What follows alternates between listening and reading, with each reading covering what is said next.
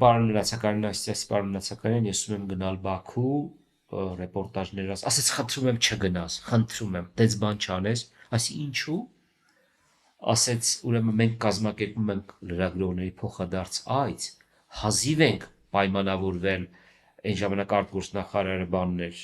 Մամեդյանն էր, Էլմար Մամեդյանն ասեց Էլմարի հետ նոր են պայմանավորվել վստահ եղի, որ դու լինելու ես այդ լրագրողների 3 հոգանոց խմբի առաջին տեղում, էլի, դու հաստատ կաս, բայց ես իմ դուրը դա չէր, գաղափար իմ դուրը չեկավ, ես մենակ էի ուզում գնայի, ես ուզում էի սահմանով անցնեի, եւ նաեւ ինչու ոչ փորձեի նաեւ Մուստաֆաևի հետ հանդիպել եւ այդ ֆիլմի գաղափարը գուցե բանալ, որովհետեւ արդեն իշխանապողություն էր եղել, այդ ատելությունը չկար, այդ քարոզչությունը չկար,